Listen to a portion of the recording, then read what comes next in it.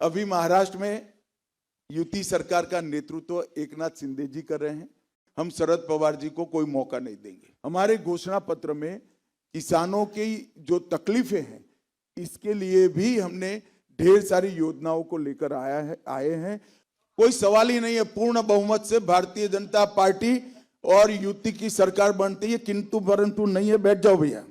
सबसे पहले आपने जो पूछा मुख्यमंत्री का सवाल, इसका मैं जवाब दे दूं, क्योंकि काफी लोगों के हाथ जो खड़े हुए हैं उसके बाद खड़े नहीं होंगे। अभी महाराष्ट्र में युति सरकार का नेतृत्व एकनाथ शिंदे जी कर रहे हैं। एकनाथ शिंदे जी हमारे मुख्यमंत्री हैं और चुनाव के बाद मुख्यमंत्री कौन होगा तीनों पार्टियां इकट्ठा बैठकर इसका तय करेगी। हम शरद पवार जी को कोई मौका नहीं देंगे। चुनाव के बाद जब भारतीय जनता पार्टी साथी दलों से बात करेगी उस वक्त जरूरत पड़ी तो हम जरूर बताएंगे कौन प्रिय व्यक्ति। देखिए, एक बहुत बड़ी लंबे समय तक यहाँ पर कांग्रेस एनसीपी की सरकार रही है। जब देवेंद्र जी मुख्यमंत्री बने तब जलयुक्त शिवार के माध्यम से इन्होंने इसका सच्चा उपाय ढूंढने का प्रयास किया और अभी एकनाथ जी, देवेंद्र जी और अजीत दादा ने कई सारी इरिगेशन की योजनाओं को आगे बढ़ाकर सिंचाई को बढ़ोतरी देने का काम किया है। और मोदी जी ने बहुत मनपूर्वक एमएसपी की योजना जो कांग्रेस के शासन के अंदर सिर्फ कागज पर थी, इसको जमीन पर उतारने का काम किया है।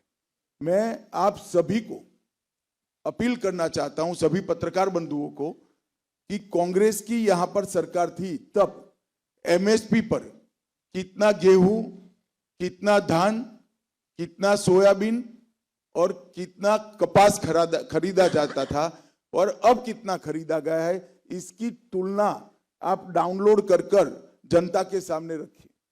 हमने कई गुना ज्यादा खरीदी एमएसपी पर करी है और फिर भी हमारे घोषणा पत्र में किसानों की जो तकलीफें हैं इसके लिए भी हमने ढेर सारी योजनाओं को लेकर आए हैं। मुझे लगता है अगले 5 साल युति सरकार चलने के बाद हम इसका पूर्ण समाधान की दिशा में जा पाएंगे। कोई सवाल ही नहीं है, पूर्ण बहुमत से भारतीय जनता पार्टी और युति की सरकार बनती है, किंतु परंतु नहीं है। बैठ जाओ भैया। अब चश्मा कहां से खरीदते हो मुझे बताना जरा।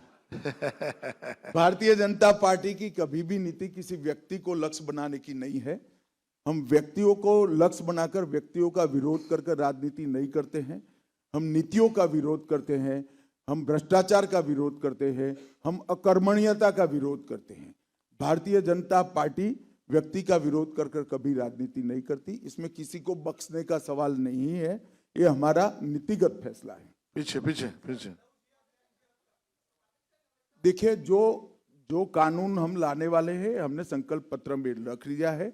आगे पर भी अगर किसी भी प्रकार की जरूरत खड़ी हुई तो जरूर उस पर विचार करेंगे। देखिए,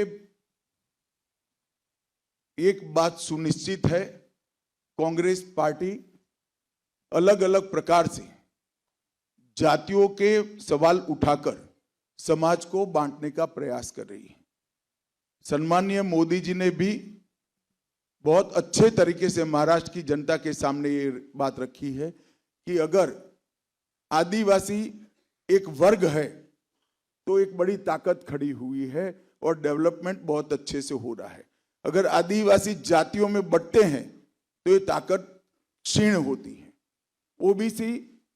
ओबीसी वर्ग के नाते बहुत मजबूत होता है, अगर ओबीसी जातियों में बंटता है तो निर्बलता आती है। और जहां तक काटने का सवाल है, पूरे देश को मालूम है सबसे ज्यादा दंगे किसके शासन में हुए हैं?